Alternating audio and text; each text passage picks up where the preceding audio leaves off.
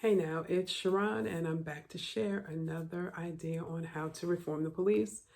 If you're new to the channel, I'm a retired detective. I worked for 20 years for a southeastern city in the US, and I was also in the military. I'm sharing my experiences along with my perspective on how to reform the police because it needs reforming. I am finished my book. Here's some of it right here. I got to make corrections, grammatical corrections that I have here.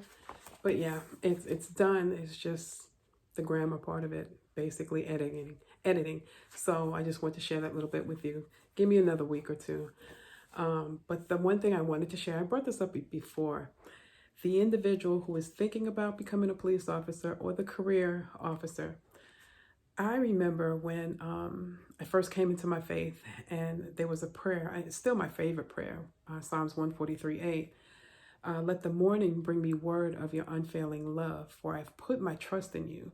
Show me the way in which I should go, for to you I lift up my soul. Some versions say my life. And I took that so seriously day in and day out when I was policing and in my uniform. I used to put my badge on the Bible on that verse and then pick it up every time I put on my uniform. I put it over my heart, the badge, of course, and pinned it on to remind me. But it was such a struggle, excuse me, to becoming new to the faith, and then as a police officer, and that, for lack of a better word, indoctrination, that us versus them.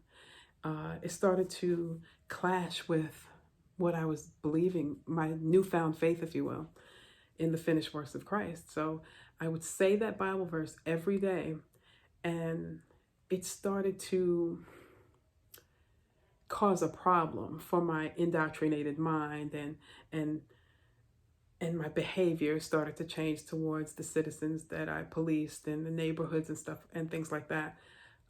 Show me the way in which I should go, because in policing we do a lot of what ifs and hypotheticals, and a lot of times it never happens. I shared that I was on 2 specialized units. I was the shield person on both of them, and I probably served over 500 high-risk search warrants, as they were called. And show me the way in which I should go. I don't, to equate the two, it's hard to put into words, but I never got into a shooting, thank goodness. I never had to fire my weapon at anyone, thank goodness. But I attribute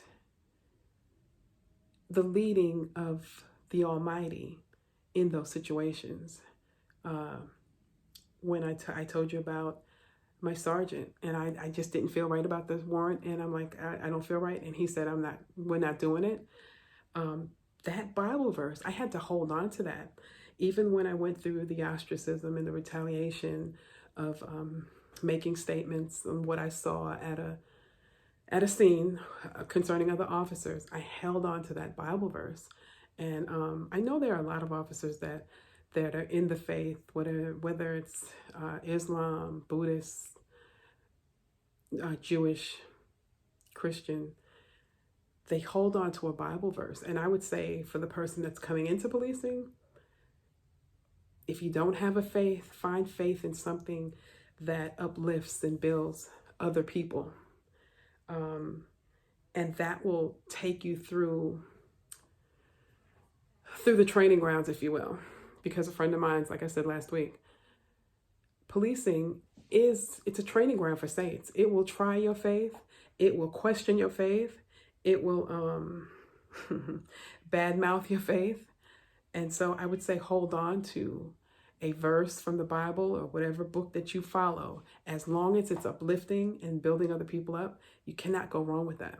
And that's just a suggestion. And that's all I want to share with you guys this week. Remember, the book is going to come out. I'll let you guys know. And take a look at our online store. The link is in the description. And always remember, you don't necessarily have to go through a thing to learn from it. Talk to you guys later. Bye.